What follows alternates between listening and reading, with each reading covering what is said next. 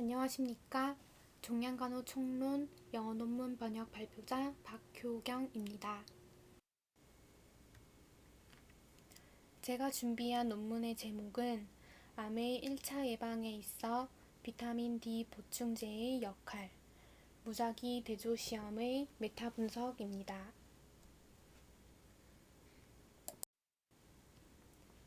목차는 서론, 연구 방법, 연구 결과, 논의, 결론입니다.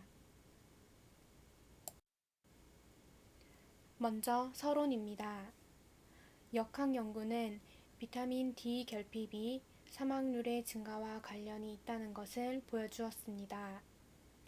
그러나 비타민 D 상태가 사망률과 반비례적으로 관련이 있다는 증거는 불충분했습니다.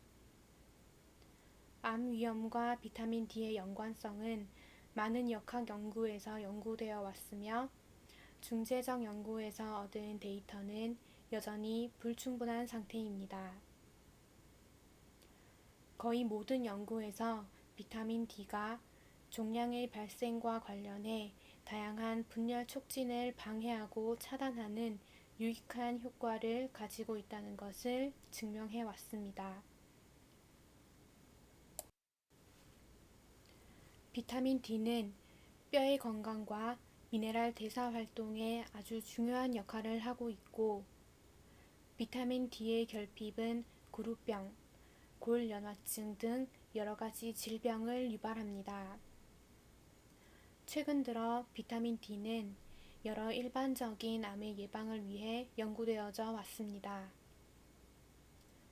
최근 관찰 연구의 메타 분석에서 낮은 25하이드록시 비타민 D 수치는 유방암과 직접적으로 관련이 있는 반면 총 비타민 D와 보충 비타민 D 섭취는 유방암과 역관계를 가졌습니다. 비타민 D에 대한 주제가 빠르게 부상함에 따라 이 연구에서는 암의 1차 예방의 의미로 비타민 D의 효과와 안전성을 평가하는 것을 목표로 하였습니다.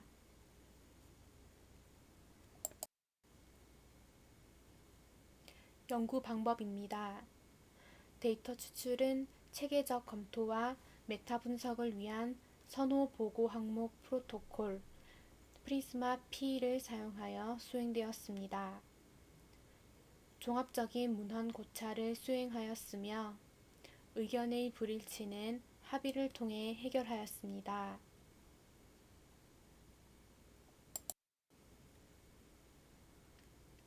프리스마 프로토콜에 대해 간단히 말씀드리겠습니다. 총 27개 항목으로 구성되어 있고 몇 가지만 알아보면 참여자, 개입, 비교, 결과 및 연구 설계를 참조하여 해결되는 질문에 대한 명확한 진술을 제공한다. 보고서에서 데이터를 추출하는 방법과 조사자로부터 데이터를 입수하고 확인하는 모든 프로세스를 기술한다. 각 메타 분석에 대한 일관성 측정, 예를 들면 I-스퀘어를 포함하여 데이터를 처리하고 연구 결과를 결합하는 방법을 기술한다. 결과에 대한 일반적인 해석과 향후 연구에 대한 시사점을 제공한다. 등의 내용이었습니다.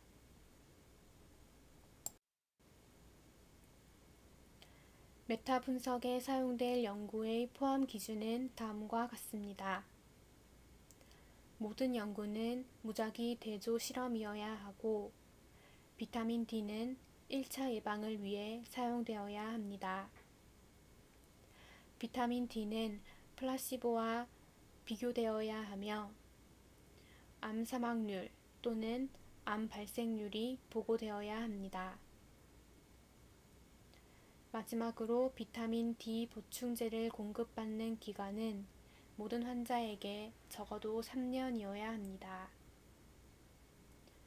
이 연구에서 보고자 하는 주요 결과는 암 관련 사망률과 암 발생률입니다.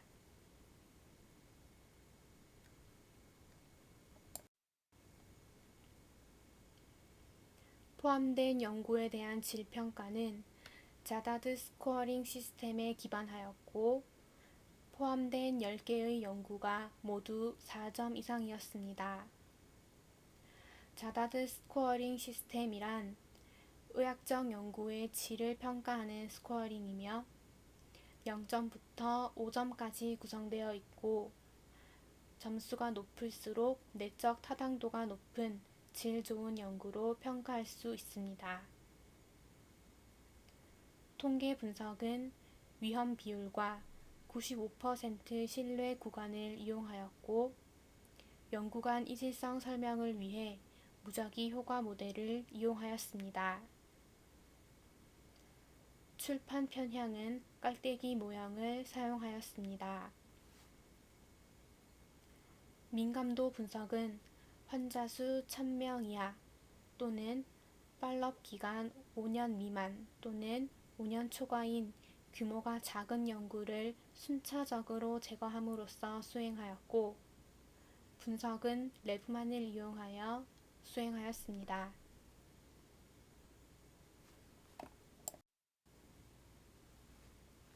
다음은 연구 결과입니다. 보시는 그림은 연구의 선택 과정을 보여주는 스터디 셀렉션 프로세스입니다. 데이터베이스 검색을 통해 찾은 것이 1964건, 다른 출처를 통해 찾은 것은 6건이었고 이 둘을 합친 것에 중복된 연구를 제외하고 나니 1620건이었습니다. 내용을 선별하여 1320개로 추렸고 적격성 여부를 위해 텍스트 전문을 평가하여 67건을 추려냈습니다. 메타 분석, 검토, 편지, 해설 총 9건 1차 예방을 사용하지만 알고자 하는 결과가 아닌 31건 부분군 분석 또는 사후 분석 17건 총 57건을 제외하고 나서 남은 것을 질적으로 종합하니 10건이 나와 이 연구에 포함됐습니다. 이 10개 연구의 특성을 보시면 모두 무작위 대조 실험이고 총 환자 수는 79,055명이었으며 평균 나이는 68.07세였습니다. 여성 비율은 약 78%였고 최소 추적 관찰 기간은 3년이었습니다.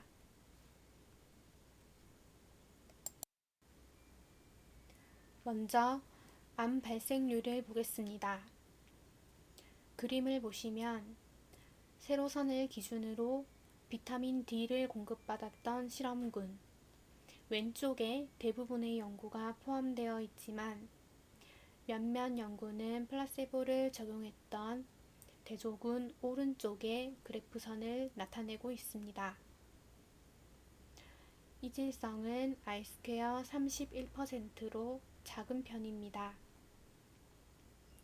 오버롤 이펙트, 전반적인 효과는 P값 0.46으로 신뢰하기 어려운 결과입니다. 다음은 암 사망률을 보겠습니다. 그림에서 연구마다 가운데 세로선을 기준으로 비타민 D를 공급한 좌측 실험군에 모여 있습니다. 이것은 사망률에 있어 비타민 D의 효과가 좋다는 것을 의미하며 이질성은 R 스퀘어 0으로 작습니다. 오버롤 이펙트, 전반적인 효과는 P값 0.005로 신뢰할 수 있습니다. 이것으로 이 연구의 주요 결과를 알 수 있습니다. 비타민 D는 플라세보와 비교하여 암 관련 사망률이 감소하는 것과 큰 관련이 있었고 암 발생률의 감소와는 큰 관련이 없는 것으로 볼 수 있겠습니다.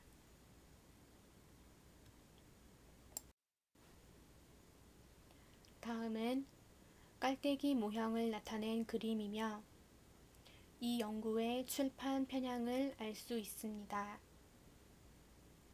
출판 편향이란 연구자의 선입견으로 인해 연구 결론 중 예상한 결론과 반대되는 결과들을 무시하고 발표하는 경향을 말합니다.